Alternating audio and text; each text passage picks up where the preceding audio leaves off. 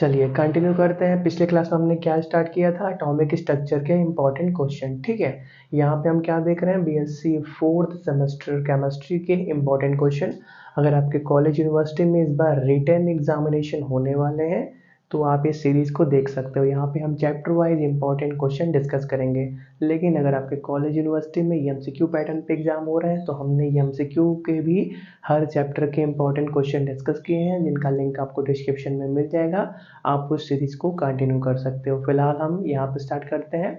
पिछले क्लास में हमने एटॉमिक स्ट्रक्चर के कुछ क्वेश्चन डिस्कस किए थे, जहाँ पे हमने मैक्सिमम नहीं, सभी शॉर्ट क्वेश्चन ही डिस्कस किए थे। आज हम शॉर्ट और लॉन्ग दोनों डिस्कस करने वाले हैं। ठीक है, चलिए स्टार्ट करते हैं। पहला question, explain significance of magnetic quantum number. तो जैसा हमने पिछले क्लास चलाया था ये भी क्लास वैसे चलेगा।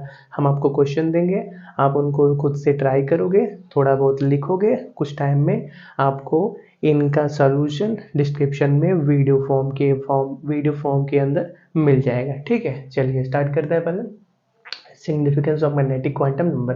Next, write the Schrodinger wave equation for hydrogen atom. Hydrogen atom के लिए श्रोडिंगर वेव इक्वेशन लिखना था।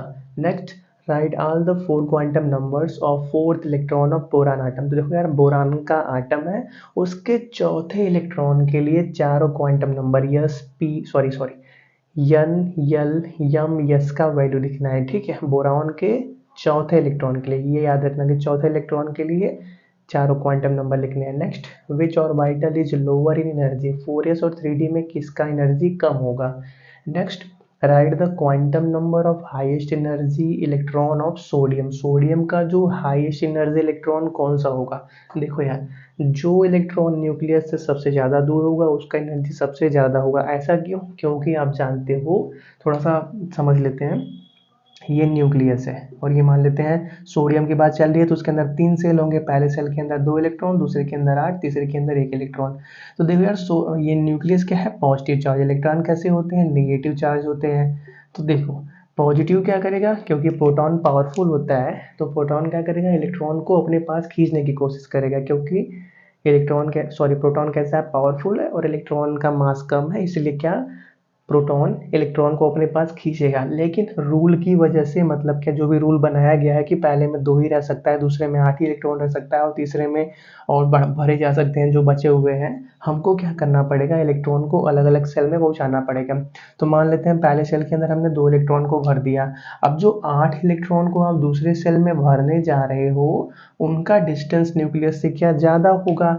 तो आपको क्या, एनर्जी लगा के इन 8 इलेक्ट्रॉन को वहाँ पे रखना पड़ेगा। और फिर ये जो 1 इलेक्ट्रॉन है इसका डिस्टेंस न्यूक्लियस से और ज़्यादा होगा, तो इस ए से 1 इलेक्ट्रॉन को यहाँ पे तीसरे ऑर्बिट में रहने के लिए आपको और ज़्यादा एनर्जी देना पड़ेगा। इसीलिए जैसे जैसे आप न्यूक्लियस से दूर जाते हो इलेक्ट्रॉन का एनर्जी बढ़ता है। क्यों बढ़ता है, क्योंकि हमको उतना एक्स्ट्रा एनर्जी देना पड़ता है इलेक्ट्रॉन को वहाँ पे रुकने के लिए। अगर एनर्जी निकाल लेंगे तो इलेक्ट्रॉन तुरंत आके इससे चिपक जाएगा और ख़त्म हो जाएगा। ठीक है, प्लस माइनस न्यूट्रल 0 हो जाएगा। लेकिन यहाँ क्योंकि इलेक्ट्रॉन को बैठाना है तो हमको एनर्जी देना पड़ता है, इसीलिए जैसे जैसे न्यूक्लियस से दूर जाओगे इलेक्ट्रॉन का एनर्जी बढ़ता रहता है। तो इसीलिए कौन सा क्वेश्चन था, हाँ, highest energy electron of sodium, मतलब सोडियम के लास्ट इलेक्ट्रॉन के लिए हमको चारों quantum number n l m s का वैल्यू लिखना है। ठीक है, चलो हाईएस्ट एनर्जी का मतलब क्लियर हो गया, आगे बढ़ते हैं।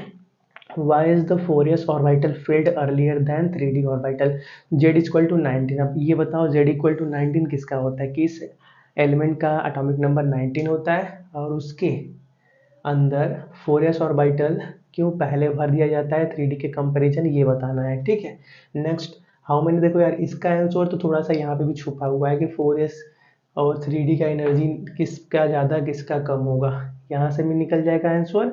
Z इक्वल टू 19 के लिए कंपेयर करोगे तो और अच्छे से एक्सप्लेन हो जाएगा। ठीक है, how many unpaired electrons are present in Cr3 plus और Cu2 प्लस। ठीक है, Cr3 प्लस और Cu2 प्लस के अंदर कितने नंबर ऑफ अनपेयर्ड इलेक्ट्रॉन होंगे। ठीक है, क्योंकि देखो यार, आप जानते हो क्रोमियम कॉपर का एक्सेप्शनल इलेक्ट्रॉनिक कन्फिग्रेशन होता है, इसीलिए पहले उसका इलेक्ट्रॉनिक कन्फिग्रेशन करना, फिर जो 3 इलेक्ट्रॉन निकल रहे हैं वो कहाँ से निकलेंगे इसको ध्यान रखना, और इसके अंदर जो 2 इलेक्ट्रॉन निकल रहे हैं वो कहाँ से निकलेंगे उसको ध्यान रखना, आपके पास अनपेयर्ड इलेक्ट्रॉन मिल जाएंगे। Next, give the name and atomic number of the element whose last electron has. देखो यार, किसी एक इलेक्ट्रॉन का किसी एक एलिमेंट के लास्ट इलेक्ट्रॉन के n l m s का वैल्यू दिया है, तो आपको क्या करना है, उस एलिमेंट को फाइंड करना है, उसका एटॉमिक नंबर और उसका नाम बताना है। ठीक है, तो बस ऑब्जर्व करना है, आंसर मिल जाएगा। n इक्वल टू 5 मतलब क्या, पांचवें सेल में होगा। l इक्वल टू 0 कहाँ पे हो सकता है, m इक्वल टू 0 क्या हो सकता है, आराम से आंसर मिल जाएगा। n इक्वल टू 5 का मतलब इतना याद रखना, तो पांचवें सेल के अंदर मिलेगा। ठीक है, नेक्स्ट क्वेश्चन नंबर 9 है। अब यहाँ से देखो हम लॉन्ग क्वेश्चन डिस्कस करेंगे। ठीक है, यहाँ से पूरे पिछले क्लास के शॉर्ट कंप्लीट हो गए और यहाँ पे 8 क्वेश्चन, ये सभी शॉर्ट कंप्लीट हो गए। अब लॉन्ग क्वेश्चन की बातें करेंगे। पहला question, what is de Broglie equation, derive the equation and define the dual nature of electrons on the basis of de Broglie matter wave relation and give its application. Next, discuss azimuthal and magnetic quantum number. ठीक है, तो थोड़ा सा इनको 100 से 200 के word में limit में ले जाना लॉन्ग क्वेश्चन को। ठीक है, अच्छा रहेगा।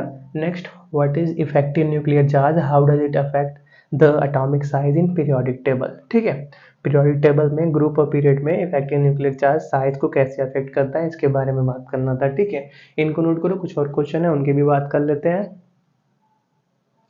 कंटिन्यू करते हैं। क्वेश्चन नंबर 12 क्या है, explain Pauli's exclusion principle with example. ठीक है, कि इलेक्ट्रॉन को फिलिंग करने का रूल है, उसी को एक्सप्लेन करना है। एक दो एग्जांपल दे देंगे। Calculate screening constant and effective nuclear charge for the outermost valence electron of potential. ठीक है, इसमें दो काम, पोटेशियम दो काम करना है हमको। पहले स्क्रीनिंग कांस्टेंट कैलकुलेट करना है, फिर इफेक्टिव न्यूक्लियर चार्ज कैलकुलेट करना है पोटेशियम के वैलेंस इलेक्ट्रॉन का, मतलब आखिरी इलेक्ट्रॉन का। Next, discuss Slater's rule with example in details. Slater rules को एक्सप्लेन करना है। ठीक है, calculate screening constant of sulphur with Slater rule. अब क्या, सल्फर का स्क्रीनिंग कांस्टेंट कैलकुलेट करना है स्लैटर रूल की हेल्प से। Next, explain Aufbau principle. पहले अबव प्रिंसिपल एक्सप्लेन कर देना, फिर क्या, इन ऑर्बिटल्स को दिए इनके इंक्रीजिंग ऑर्डर ऑफ एनर्जी में अरेंज करना है फॉर मल्टी इलेक्ट्रॉन। मल्टी मतलब एक से ज्यादा इलेक्ट्रॉन वाले एलिमेंट्स का ये ऑर्बिटल कॉन्फ़िगरेशन दे रखा है, इनको इंक्रीजिंग ऑर्डर ऑफ एनर्जी में अरेंज करना है। और देखो सेम क्वेश्चन यही है कि हाइड्रोजन आटम के लिए इन ऑर्बिटल्स को इंक्रीजिंग ऑर्डर ऑफ एनर्जी के अंदर एक्सप्लेन करना है। तो देखो ये क्वेश्चन बहुत ही इंपॉर्टेंट है। ठीक है, अगर ये क्वेश्चन आपको आता है मतलब आपको एटॉमिक स्ट्रक्चर का बहुत कुछ आता है। ठीक है, अगर ये क्वेश्चन कर लिया तो बहुत कुछ कर लिया। तो चलो इस क्लास को यहीं पे रोकते हैं, अगले क्लास में मिलेंगे अगले चैप्टर के साथ। तब तक के लिए thanks for watching, have a nice day.